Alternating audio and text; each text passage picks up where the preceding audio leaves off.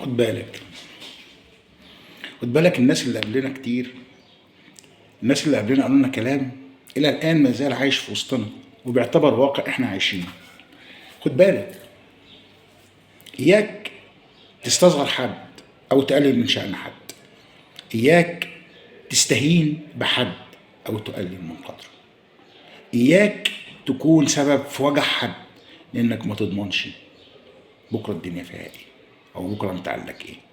ممكن الادوار نفسها تتبدل، والشخص اللي انت ما كنتش حريص عليه النهارده هو اللي يبقى هو الاقوى منك، وهو اللي يبقى ينفذ فيك او يعمل معاك نفس اللي انت عملته فيه النهارده، من اهانه، من استصغار، من تقليل شأن.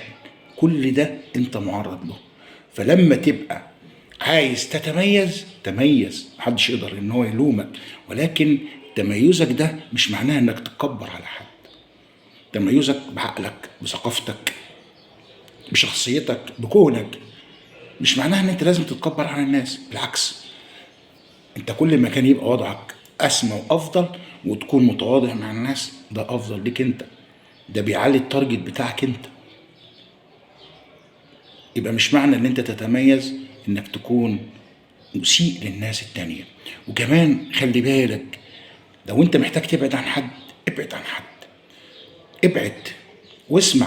اوعى تستنى ان انت تعضه، لان هو لو فاهم وعمل فيك ايه اصلا واذاك قد ايه، صدقني ما كان هيبقى حريص انه ما يزعلكش من الاول. والنوع اللي زي ده العتاب بتاعه غير مثمر، مش تجني منه اي حاجه غير ممكن الم جديد ووجع جديد. ألم جديد ووجع جديد. إذا قررت إنك تبعد، ابعد، بس ابعد بدون إهانة، ابعد بدون تحطيم قلوب أو كسر، ابعد بدون ما تهين حد أو تقلل من شأن حد أو تكون سبب في جرح حد، لأنك كفاية أنت طالع كمان مجروح.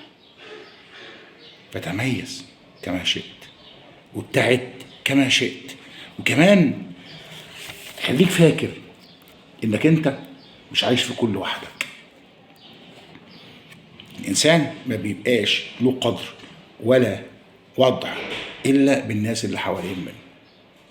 وكل واحد فينا يا جماعة محتاج حد يزقه، محتاج حد يكمل فيه حاجة، محتاج حد يكمل فيه حاجة. على أساس كده بنقول خليك كويس مع الناس اللي المفروض إن أنت تكون كويس معاها. خليك رؤوف. وزي ما قلنا، إذا كنت محتاج إنك تتميز، تميز، محدش هيقدر يقول لك لأ. وآليات التميز دي نفسها إذا كنت بتمتلكها في سهتك. يعني أنت اللي هتبدأ تحط لنفسك الخطوات بتاع النجاح بتاعتك عشان تتميز. لو مش عندك، مفيش حد هيقدر يزرعها فيك.